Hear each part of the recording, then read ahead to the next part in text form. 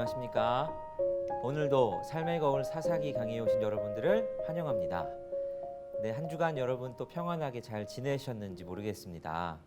날씨가 이제 점점 더워지고 있는 것 같은데 여러분들 계속해서 건강에도 유의하시고 또 코로나의 이 기세가 꺾이지 않고 있는 가운데서도 하나님께서 우리에게 담대함으로 은혜의 자리를 사모하게 하시고 또 여러분의 건강과 모든 것 가운데서도 평안하게 지키시기를 바랍니다.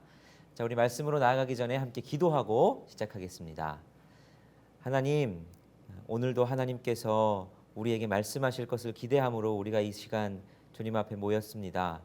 말씀을 가르치고 배우고 하는 이 모든 것 속에서 하나님의 뜻이 깨달아지게 하여 주시고 오늘도 나를 향해서 어떤 말씀을 하실지 주님의 음성에 귀 기울일 수 있도록 성령께서 우리를 주님의 음성에 민감할 수 있도록 우리에게 은혜를 베풀어 주옵소서. 주님께서 마치는 모든 시간까지 우리에게 집중력과 지혜를 주시고 주님께서 주님을 사모하는 마음을 우리 가운데 부릴 듯 일으켜 주실 줄 믿고 감사드리며 살아계신 예수님의 이름으로 기도드리옵나이다. 아멘. 오늘은 성경 공부를 시작하면서 어떤 배경을 할까 하다가 교회 마당을 한번 이렇게 사진으로 찍어봤습니다. 우리가 두런두런 교회 마당에서 얘기하시고 막 여러 즐거운 추억들이 있으셨을 그런 장소일 텐데 언젠가는 마스크를 벗고 이곳에서 함께 또 야외에서 성경 공부를 하는 기분으로 하면 어떨까라는 생각을 가지고 교회 마당을 준비했는데요. 우리 이 배경에서 함께 교회 마당에 모여 있다라는 생각을 가지고 그렇게 함께 성경 공부를 재밌게 한번 해보시면 좋겠습니다. 자, 오늘은 사사기 9장 1절부터 10장 5절까지의 본문을 가지고 우리 한번 성경 말씀을 공부해 보도록 하겠습니다. 제목은 기드온의 유산, 왕과 같이 산 사사들 이런 제목으로 한번 이야기를 해볼 텐데요. 오늘은 아비멜렉, 돌라와 야일 이 사사들에 대한 이야기들을 해볼 겁니다. 입다까지 같이 해볼까 했는데 같이 하면 또 이게 시간이 어중간하게 길어질 것 같아서 그러면 또 여러분들이 좀 힘들겠다 싶어서 강의를 좀 잘랐습니다. 그래서 오늘 강의는 길지는 않을 겁니다. 그리고 다음 시간에는 입다, 그리고 입다 해서 시간이 좀 더 된다 싶으면 삼손까지도 한번 다뤄보려고 합니다. 자, 그러면 우리 지난 시간을 같이 한번 살펴보시죠. 지난 시간 우리는 기드온의 이야기를 들었습니다. 두 번에 걸쳐서 기드온의 이야기를 배웠는데요. 기드온의 전체적인 이야기를 통해서 우리가 볼 수 있는 건 몇 가지를 한번 살펴보시죠. 본격적으로 이제 기드온이 미디안과의 전쟁을 하면서 하나님께서 보여주신, 깨닫게 해주신 몇 가지의 교훈들이 있죠. 자, 먼저 사건을 한번 되돌려 보시면 하나님이 이제 기드온이 나팔을 불고 각 지파들에게 소집을 요청하자 군사들이 모였습니다. 그 전까지는 전혀 없었던 일이었는데 미디안과 전쟁하기 위해서 무려 얼마나 모였느냐? 32,000명. 많은 숫자가 모였죠. 자, 그런데 이 많은 숫자가 모이기는 했지만 실제로 미디안의 군사에 비하면 턱없이 적은 숫자였다 말씀드렸죠. 미디안은 13만 5천 명이나 되는 아주 많은 숫자의 군사들이 모였습니다. 그러니까 사실 3만 2천 명도 많이 모였다 생각되지만 그들이 한 4분의 1 정도밖에 안 되는 아주 적은 숫자였죠. 그런데 하나님이 이상한 요구를 하십니다. 두려워 떠는 사람들은 다 돌아가라 말씀하시죠. 그렇게 해서 돌아간 사람, 남은 사람 숫자가 얼마나 되냐? 2만 2천 명이 돌아가고 10,000명이 남았습니다. 야, 10,000명이 남았으니까 이것도 얼마나 큰일입니까? 그래도 10,000명이라도 어떻게 해보자 생각할 수 있는데 하나님이 아직도 많다는 겁니다. 그래서 하나님께서 또 한 차례 걸러내는 작업을 하시지요. 이게 샘매에서 물을 먹는데 어떤 자세로 마시느냐. 그래서 물을 이렇게 손으로 떠서 핥아 먹는 사람, 이 사람 300명을 제외한 나머지는 또 다 돌려보내십니다. 왜 하나님께서 이런 일들을 하셨을까? 본문에서 분명히 말씀하고 계셨죠. 이 전쟁을 너희가 너희의 손으로 해서 이겼다 할까 내가 걱정이다. 그래서 내가 이 전쟁을 하나님께서 이 전쟁을 승리하게 하셨다라고 고백할 수밖에 없게끔 상황과 환경을 만들어 놓으신 거죠. 그러니까 3만 2천 명에서 10,000명을 줄이고 그리고 마지막에 300명만 남기고 다 돌려보내셨습니다. 그러면 이 300명의 의미는 무엇이었냐? 300명을 왜 그렇게까지 남기셨냐? 단순히 숫자가 줄어드는 것이 목적이었죠. 하나님께서는 이들이 결코 뭐 훌륭한 용사나 이들만이 준비된 사람이다라고 해서 그들만을 남겨놓으신 것이 아니라 하나님이 하셨다라고밖에 고백할 수밖에 없는 상황을 만드시기 위해서 그래서 단순히 300명을 남겨두신 거죠. 자, 그러면 기드온과 함께한 300명은 어떤 역할을 했어야 됐나? 왜 하필 300명이었나? 어떤 사람들은 이 300명이 준비된 용사였다 하는 의견도 있다고 말씀드렸고 어떤 사람들은 이 300명을 대상으로 이들은 바알에게 우상 숭배를 하지 않았던 사람이었다라는 의견도 있다 그랬습니다. 그러나 단순히 300명은 적은 수였기에 택한 것이었고 그들의 역할은 그들이 훌륭한 용사로서 일당 100, 일당 1000, 일당 만을 하는 그런 역할들을 감당하기 위해서 부른 것이 아니라 단순히 하나님이 하시는 일들을 목격하고 그것을 증거할 증인으로서의 역할로서 이 300명의 사람들이 택함을 받았다 말씀을 드렸습니다. 그러니까 기드온이 위대해서도 아니고 이 300명이 훌륭하게 준비된 용사여서도 아니고 하나님께서 하시는 것을 보여주시기 위한 일이었습니다. 이들이 그걸 봤지요. 기드온이 먼저 어떻게 했습니까? 기드온이 용감하게 탁 사람들을 불러 모았지만 이제 300명밖에 남지 않았습니다. 기드온이 너무 무서웠지요. 그러자 하나님이 어떻게 하십니까? 그를 미디안 진영으로 내려보내십니다. 미디안 진영에서 어떤 이야기를 듣게 하십니까? 어떤 사람이 꿈을 꾼 얘기 그리고 그 꿈을 해명하는 이야기를 듣게 하십니다. 그리고 그 사람들의 입에서 이 이야기를 듣게 하시죠. 이는 여호와께서 미디안을 치기 위해서 하신 기드온의 칼이다. 이 보리떡 한 덩이가 둘둘둘 굴러와서 미디안 장막을 진을 와장창 다 무너뜨려 버리니까 미디안 군사의 입에서 스스로 그런 이야기들을 하는 겁니다. 이게 어떻게 상식적으로 가능한 이야기겠습니까? 그러니까 하나님께서 미디안 군사들도 떨고 두려워하고 기드온의 이름, 여룻바알이라는 이 기드온의 이름을 두려워하고 있다는 것을 기드온으로 알게 하신 거죠.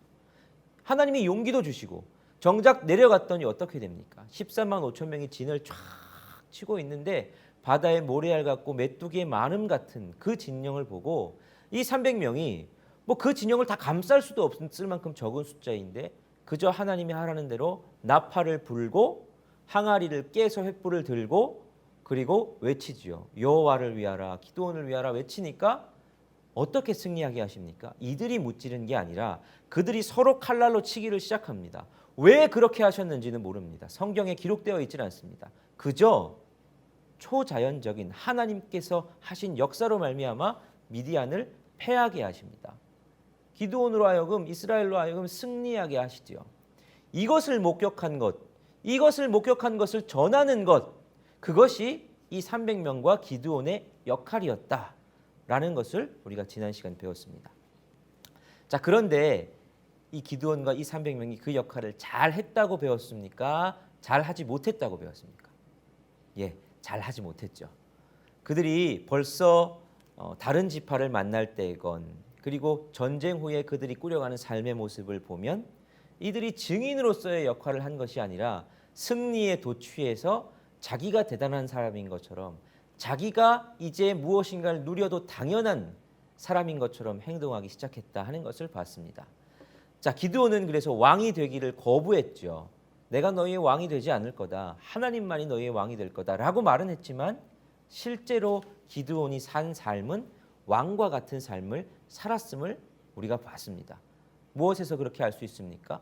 전리품에서 금을 다 모으죠. 그것을 가지고 금 에봇을 만듭니다. 자신을 과시하기 위한 거죠. 자기가 레위인이라서 그걸 입을 수 있는 것도 아니고 에봇이 금으로 만드는 것도 아님에도 불구하고 그걸 만들어 자랑하고 나중에는 그것이 사람들에게 올무가 되어서 그것을 음란하게 숭배하는 일까지 벌어졌습니다.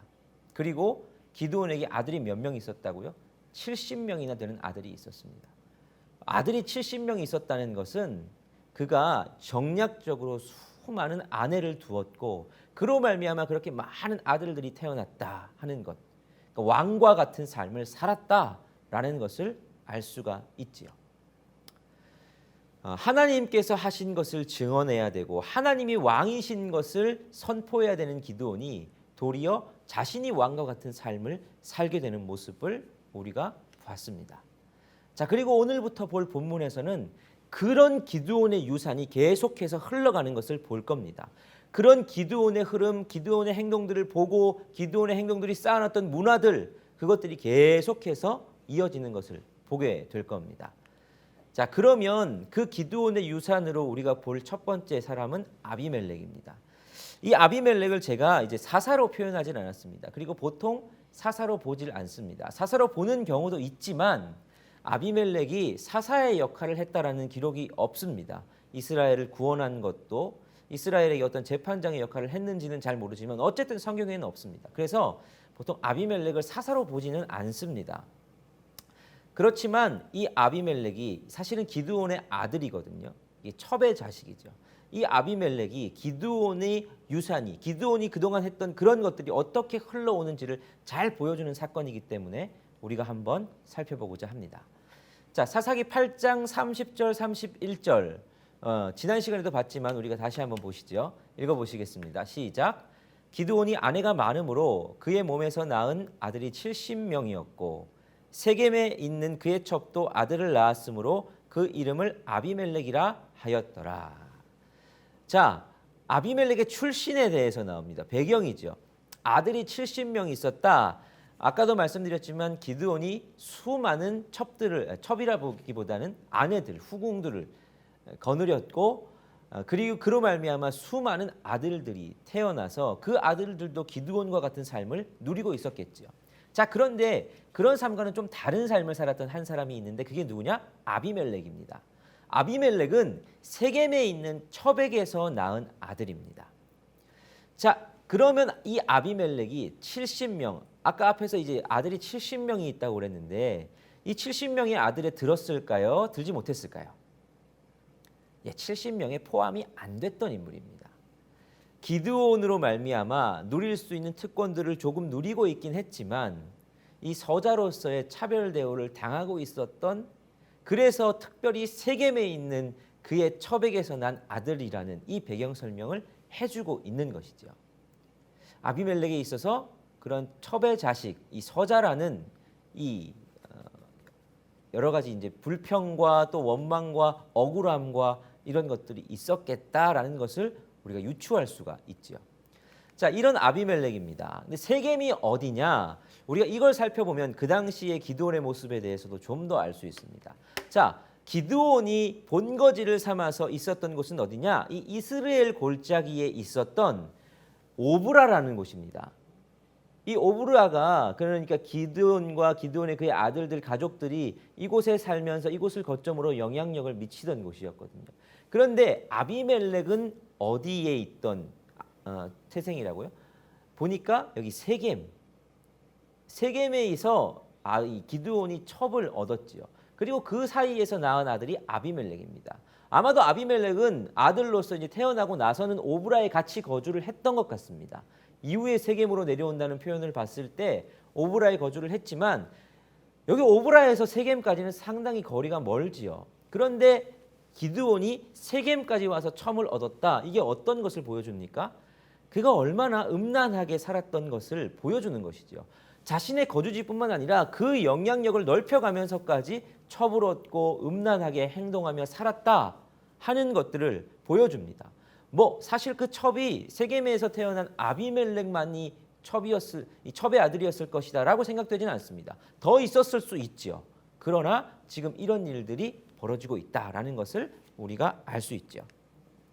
자, 이 아비멜렉이 이제 쿠데타를 벌입니다. 기드온이 죽고 나서 여룻바알의 아들 아비멜렉이 세겜으로 갑니다. 세겜으로 갔다는 건 아비멜렉이 세겜에 원래 있었던 것은 아니다라는 것을 알 수 있죠. 아마 오브라에 있었을 겁니다. 오브라에 있으면서 그 70명의 형제들에게 여러 서러움을 당했겠죠. 그 70명이 누릴 수 있는 것보다 훨씬 적은 것들, 물론 아예 못 누린 것은 아니겠지만 좋은 것도 먹고 좋은 것도 입었겠지만 이 70명의 아들들에게 서러움도 당하고 차별도 당했을 겁니다. 자, 그런 아비멜렉이 세겜으로 갑니다. 그의 어머니의 형제에게 이릅니다. 외가 쪽 식구들이죠. 그들과 그의 외조부의 집에 온 가족에게 말하여 이르되 청하노니 너희는 세겜의 모든 사람들의 길의 귀에 말하라. 여룻바알의 아들 70명이 다 너희를 다스림과 한 사람이 너희를 다스림이 어느 것이 너희에게 나으냐. 또 나는 너희와 고륙임을 기억하라 하니 이렇게 권면을 하죠. 여룻바알의 아들 70명이 다 너희를 다스리는 것, 그리고 내가 너희를 다스리는 것, 어느 게 낫냐? 심지어 나는 너희와 혈연 관계가 아니냐? 이 세겜 사람들에게 그걸 어필하는 거죠. 그러니까 이 가족들이 그걸 들었고 이들이 세겜 사람들도 설득했고 이들이 그걸 좋다고 받아들입니다. 자, 아비멜렉은 왜 외가 식구들을 만났을까? 첫 번째로 생각할 수 있죠. 일단은 아비멜렉이 굉장히 억울한 이 차별을 견디다 못해 무엇인가를 하려고 하는구나. 자, 그런데 왜 이들은 이 아비멜렉이 세겜으로 갔느냐? 자, 아비멜렉의 어머니가 일단 세겜 사람이었습니다. 그 당시에 70명의 영향력을 이렇게 통치하던 다른 지역에 갔다면 아비멜렉이 뭐 힘이 있어가지고 아비멜렉이 어떤 일들을 도모할 수가 있겠습니까? 그가 당연히 의지할 수 있었던 것은 비교적 이 70명의 다른 아들들의 영향력이 약한 곳, 그리고 자신과 혈연 관계가 있는 곳, 그곳이 바로 세겜이었죠. 이 세겜을 한번 잘 살펴보면 사실 이 세겜은 아마도 그리고 아비멜렉의 어머니, 그러니까 기드온의 첩이었던 그 어머니는 유대인이 아니었을 것이다라고 이제 생각을 합니다. 왜냐하면 세겜이란 것은 원래 이방인들이 살았던 땅이지요. 물론 가나안 땅이 다 그렇긴 하지만 원래 세겜은 어떤 땅입니까? 자, 야곱이 라반의 집을 떠나서 돌아와서 어디에 머뭅니까? 베델로 가지 않고 그의 아버지의 집으로 가지 않고 세겜에 머뭅니다. 그 세겜에서 아주 큰 사건이 하나 일어나죠. 야곱의 딸 디나가 세겜에 나갔다가 그곳에서 성폭행을 당하는 일이 일어납니다. 그 세겜의 추장이 누구였습니까? 하몰이었죠. 하몰의 아들이 세겜이었고요.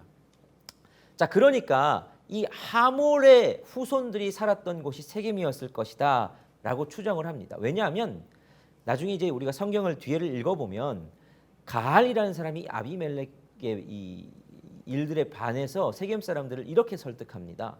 야, 너희 세겜 사람들아, 여룻바알의 아들이 뭐라고 너희가 그를 섬기느냐? 왜냐하면 세겜은 원래 바알을 섬기던 곳이니까.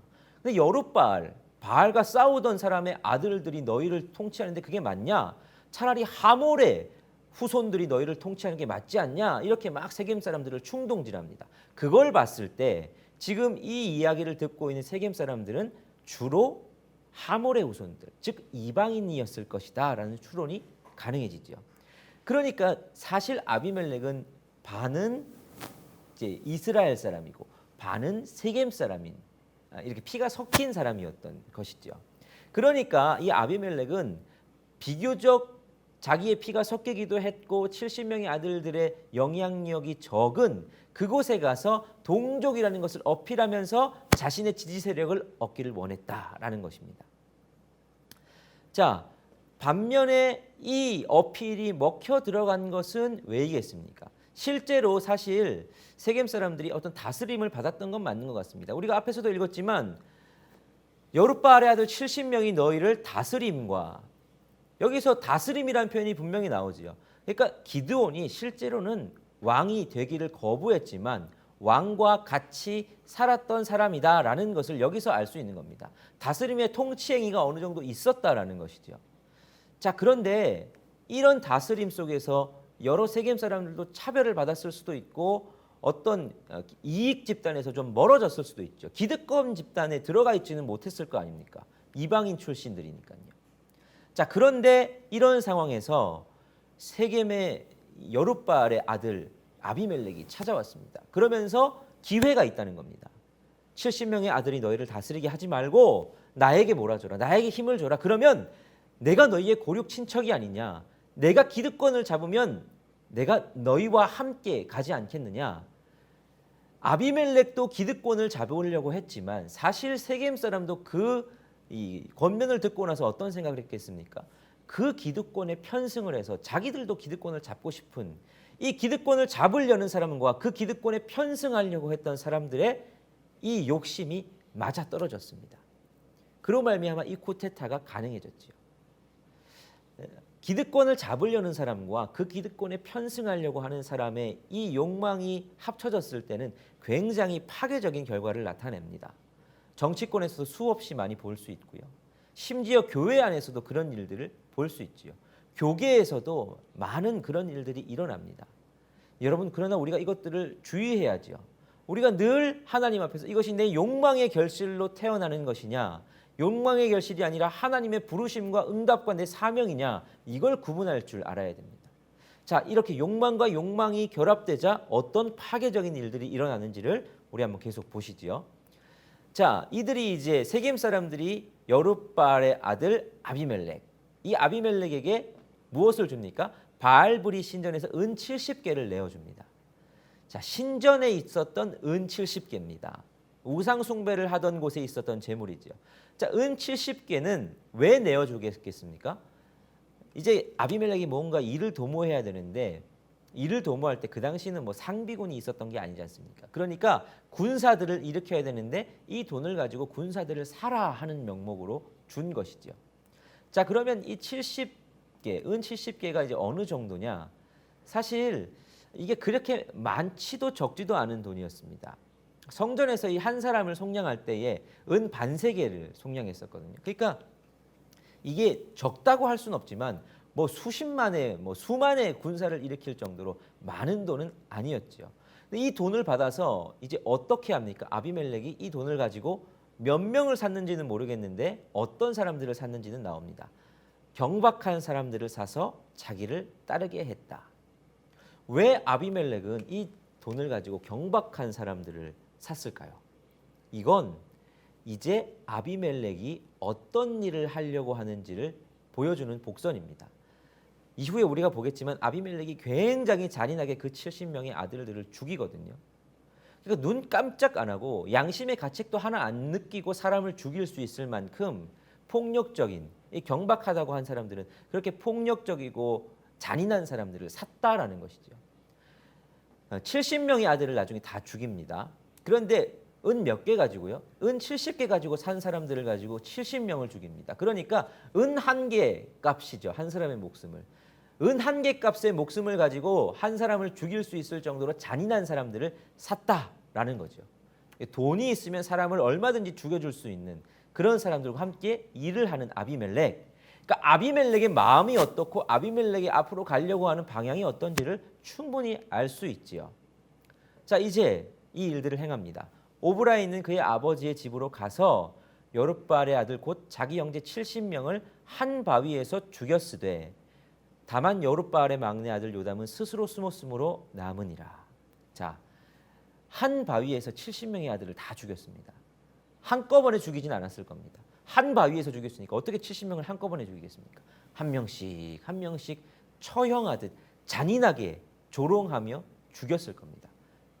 이 잔인한 모습들이 이제 막 드러나기 시작하는 거죠. 그렇게 하고 나서 세겜에 있는 상수리 나무 기둥 곁에서 아비멜렉을 왕으로 삼았다. 이 세겜 사람들이 왕으로 삼았다라고 말합니다. 자, 세겜에 있는 상수리 나무는 특별한 의미가 있는 나무입니다. 먼저는 아브라함이 가나안 땅에 들어와서 하나님 앞에 제일 먼저 제단을 쌓은 곳이 어디였냐? 세겜에 있는 상수리 나무 옆이었죠. 아래였죠. 그리고 야곱이 세겜에서 그런 큰 일을 당한 후에 내가 하나님 앞에 여기서 머물면 안 되는데 잘못했구나. 우리 베델로 올라가자라고 하면서 자기의 우상들과 그런 것들을 다 묻은 곳이 어디냐? 이 세겜에 있는 상수리 나무였습니다. 전에도 말씀드렸지만 상수리 나무는 그냥 아무 나무를 말하는 게 아닙니다. 마치 선앙당과 같이 그 지역에서 우상 숭배를 하는 신령한 나무로 일컬어지는 그런 신령한 장소였죠. 그런 장소에서 세겜 사람들이 아비멜렉을 왕으로 삼았다라는 것은 하나님께 예배하면서 왕이 됐다는 거겠습니까? 아니죠. 이방신의 풍습을 따라 우리로 치면 어떤 고사를 지내면서 이러면서 왕이 됐다는 이야기입니다. 하나님과 거리가 멀어진 전혀 상관이 없을 것 같아 보이는 이 아비멜렉의 모습을 볼 수 있습니다. 사실 왕으로 삼았다는 것은 이 진짜 왕은 아니겠죠. 왜냐하면 왕정 시대는 언제 시작됩니까? 왕정 시대는 이스라엘의 최초의 왕이 누굽니까? 예, 사울 왕이죠. 그러니까 이건 이스라엘 전체의 왕이 아니라 그 기드온의 영향력이 어느 정도 미쳤던 그곳에서 스스로 아비멜렉을 왕으로 삼는 일들이 일어났다라는 것을 우리에게 보여줍니다. 잔인하게 사람을 죽이고 그리고 하나님과 상관없이 이방 신에게 제사를 지내면서 왕위에 오른 사람, 하나님의 말씀과 전혀 상관없을 것 같은 이 모습, 여러분 이 모습이 누구의 유산이라고요? 이게 다른 사람의 유산이 아니라 기드온으로부터 흘러온 유산입니다. 기드온이 하나님의 말씀을 받은 대로 하나님께서 하신 일을 본 대로 증인의 사명을 겸손히 잘 감당했다면 그 유산이 흘러왔겠지요. 그러나 기드온이 하나님이 하신 일들에 대해서 말하지 않기 시작했고 오히려 자신을 왕과 같이 여기면서 자신의 욕심을 채우고 수많은 첩들을 거느리면서 왕과 같은 삶을 살자 그 기득권을 아들에게도 불려주고 싶었고 그 왕과 같은 너무나도 좋아 보이는 권력을 서로 탐내기 시작했고 그렇게 살아가는 것이 제대로 된 삶인 듯인 양 생각하게 된 것이 사사시대였습니다. 하나님의 뜻과는 전혀 거리가 멀죠. 하나님이 300명을 택하셨던 이유도 너희가 스스로 너희의 손이 스스로 너희를 구원하였다라고 할까 봐 걱정이 돼서 하나님은 300명을 두리미에서까지 그렇게 행하시는 것을 보여주셨는데 그렇게 행하신 하나님은 온데간데 없어졌습니다. 그리고 기드온이 왕과 같이 삶을 살았던 그 유산만이 흘러 들어오는 것을 보여주고 있습니다. 자, 이제 아까 전에 살았던 그 70명의 아들들 중에서 유일하게 살아남은 한 사람 요담, 이 요담이 숨어 있다가 시간이 어느 정도 흐른 후에 이제 요담이 나와서 사람들에게 막 비유를 들어서 이제 아비멜렉을 비난하기 시작합니다. 자, 어떤 일이 있었느냐? 찬찬히 한번 제가 읽어보겠습니다. 사람들이 요담에게 그 일을 알림해 요담이 그리심산 꼭대기로 가서 서서 그리심산은 이제 세겜 쪽에 있는 산이죠. 그의 목소리를 높여 그들에게 외쳐 이르되 세겜 사람들아 내 말을 들으라. 그리하여야 하나님이 너희의 말을 들으시리라. 하루는 나무들이 나가서 기름을 부어 자신들 위에 왕으로 삼으려 하여 감람나무에게 이르되 너는 우리 위에 왕이 되라 하매 감람나무가 그들에게 이르되 내게 있는 나의 기름은 하나님과 사람을 영화롭게 하나니 내가 어찌 그것을 버리고 가서 나무들 위에 우쭐 대리요 한지라. 나무들이 또 무화과 나무에게 이르되 너는 와서 우리 위에 왕이 되라 하매 무화과 나무가 그들에게 이르되 나의 단 것과 나의 아름다운 열매를 내가 어찌 버리고 가서 나무들 위에 우쭐 대리요 한지라.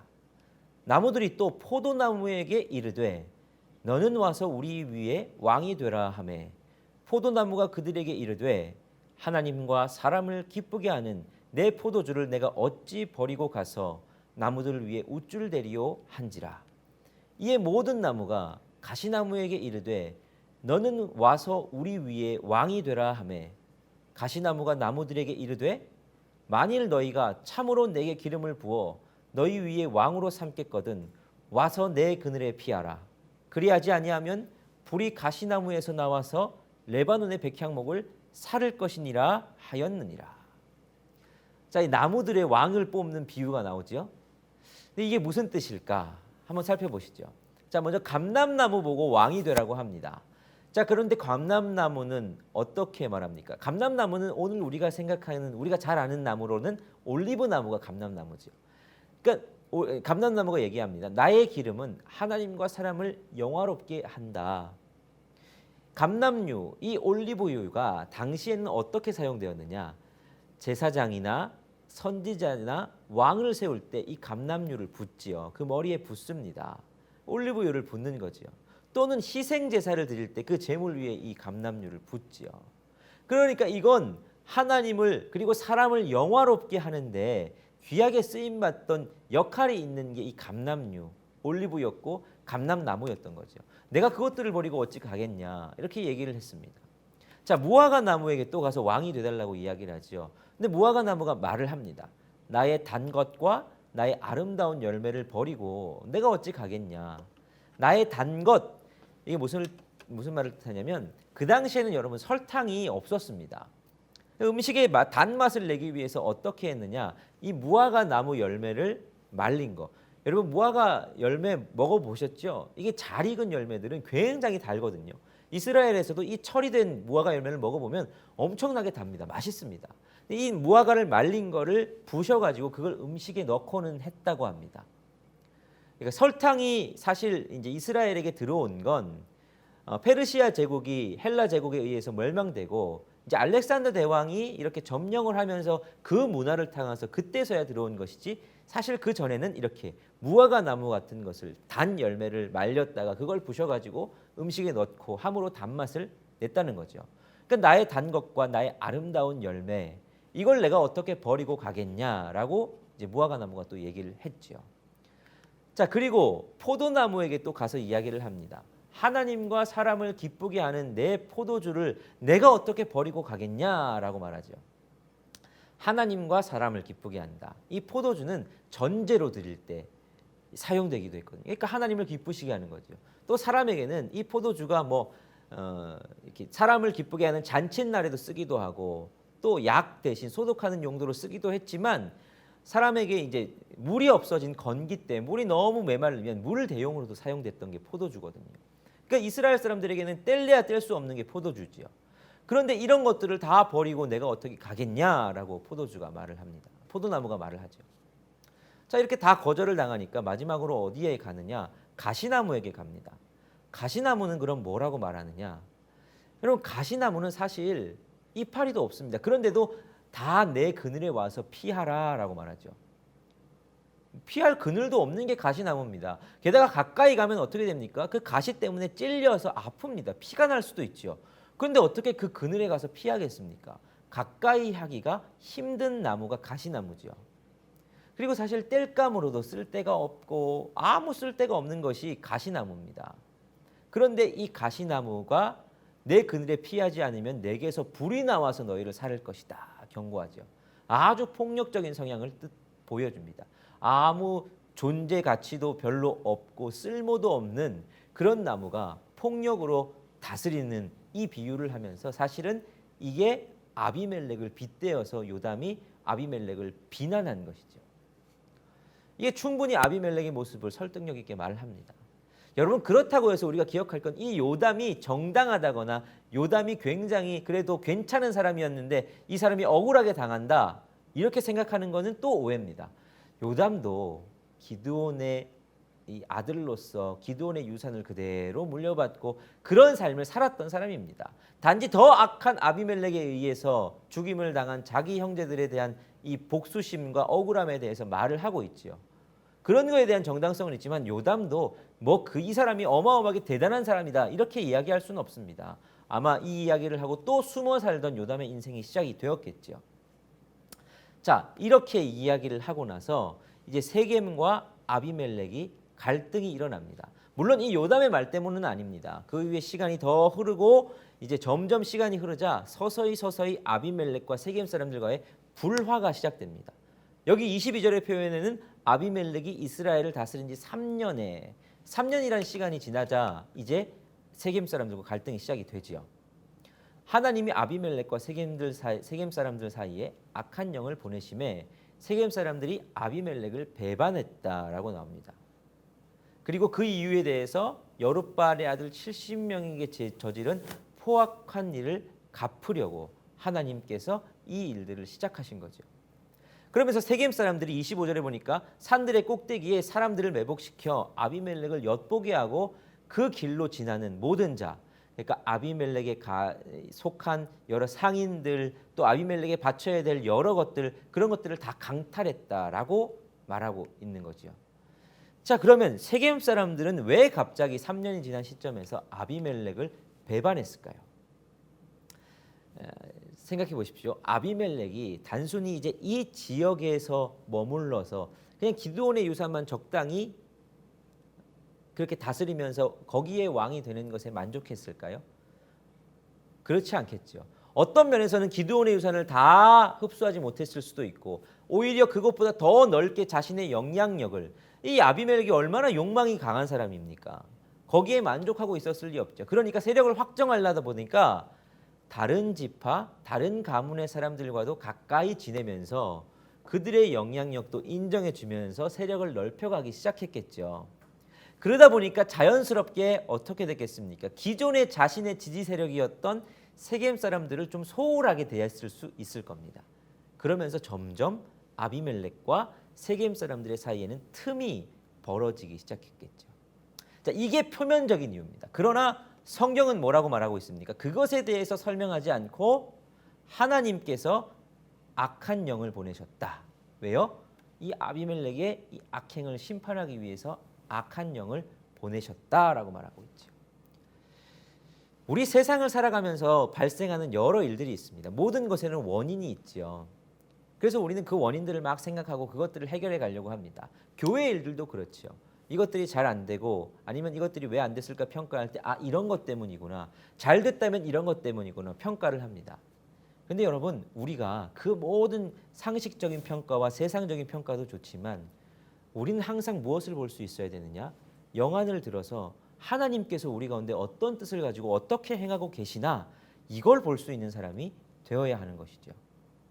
오늘 이 아비멜렉의 일들은 세상의 눈으로 보기에는 그가 욕심을 부려서 넓혀가는 가운데서 기득권이 갈라지는 것을 견디지 못하는 사람들 간에 일어난 또 갈등이다.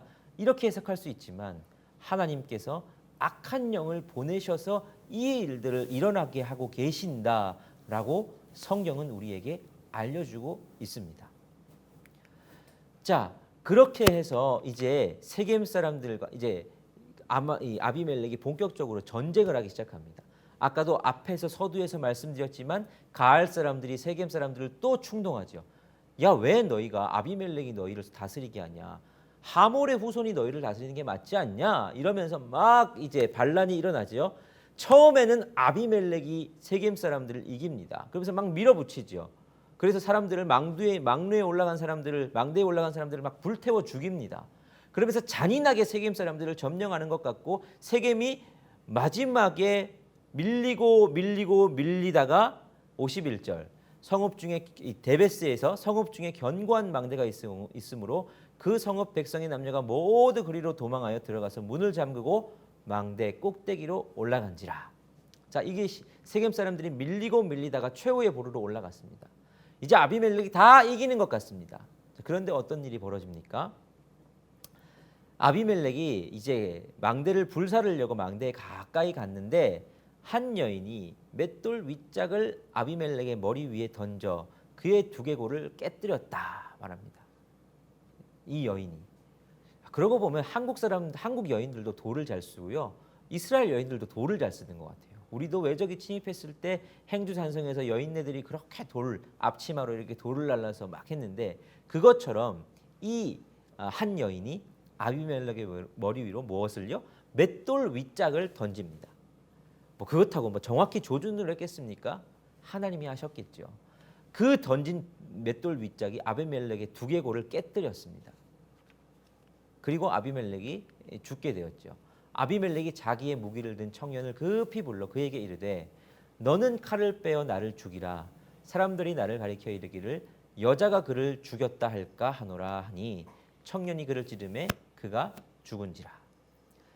자, 결과는 청년이 그를 죽인 걸로 결과가 됐습니다. 사람들은 그렇게 알았을지 모르겠습니다. 그런데 하나님은 이 성경을 통해 아비멜렉의 최후에 대해서 정확히 말씀하십니다.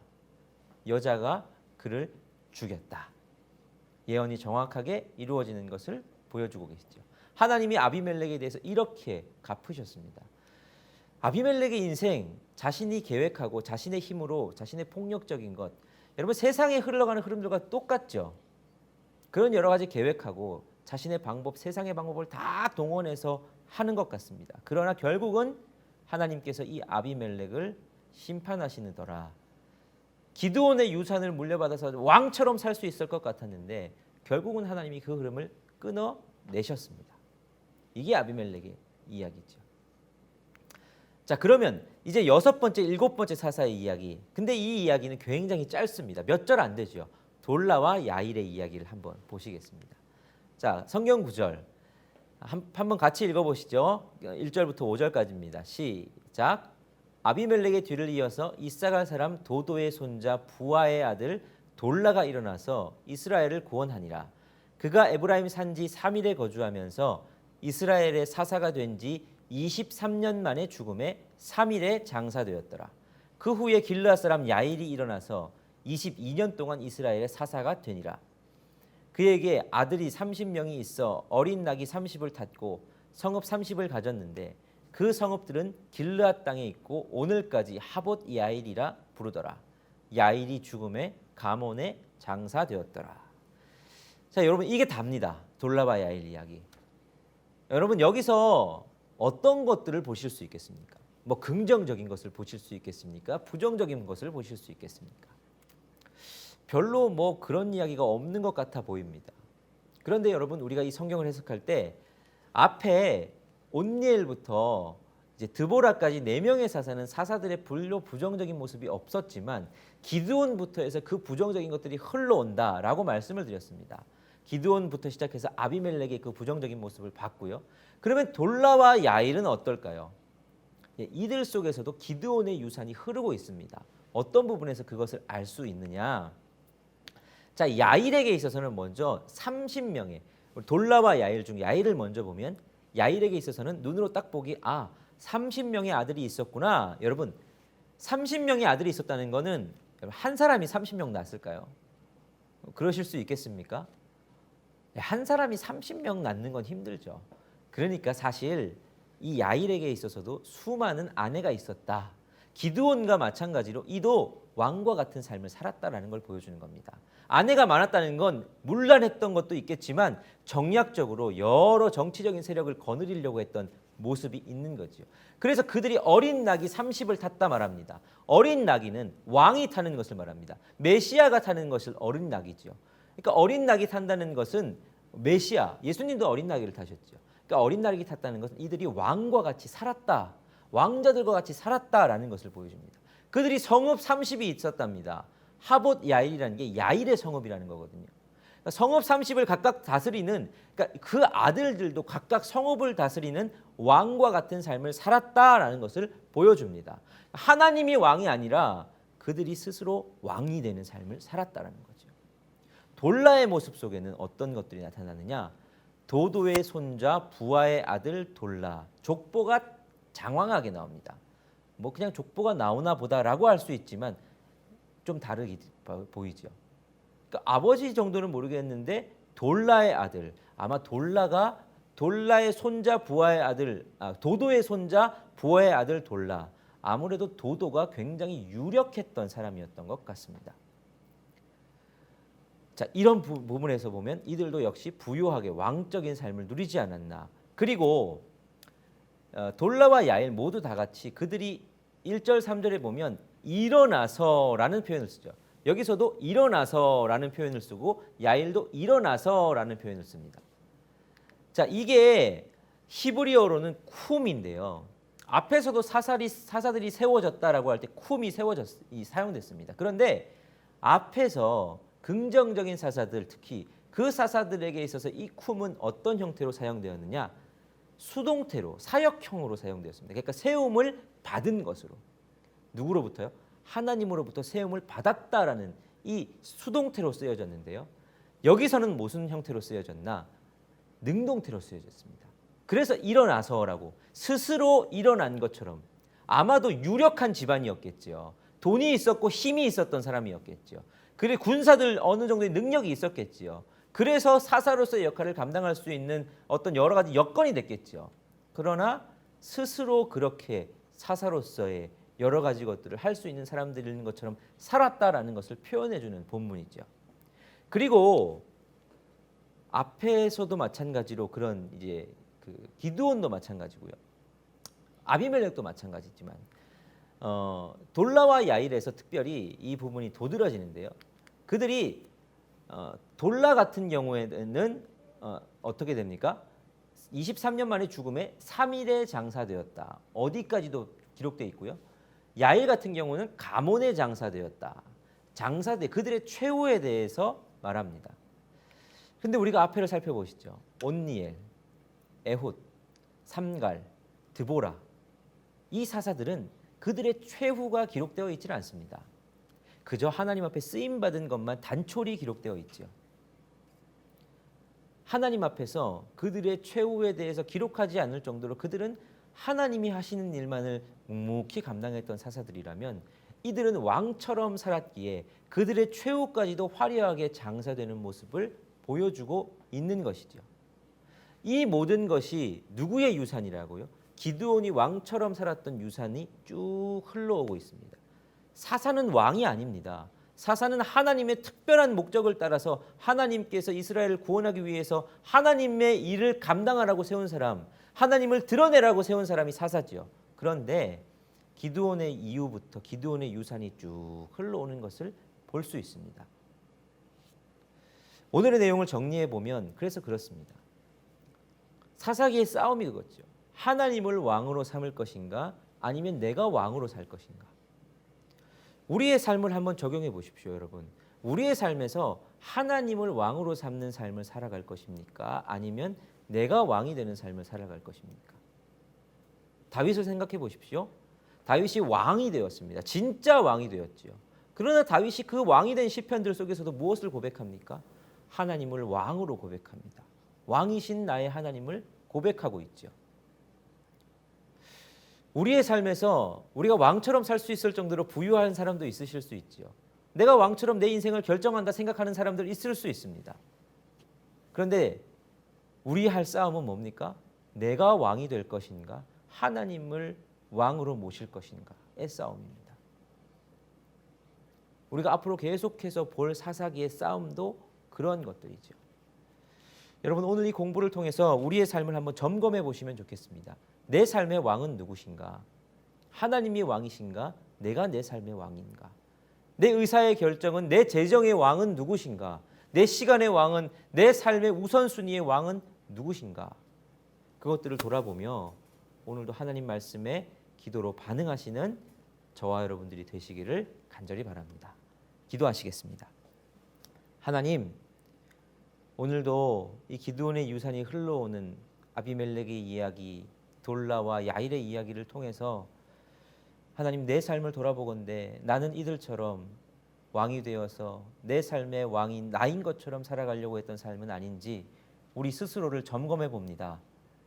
그리고 다시 한번 우리가 결단하기는 하나님을 나의 왕으로 모셔드리고 내 삶에서 왕 되신 하나님이 이루시는 그 수많은 일들을 증언하고 하나님 앞에 영광 돌리는 그러한 삶을 살아가는 우리가 되게 하여 주옵소서.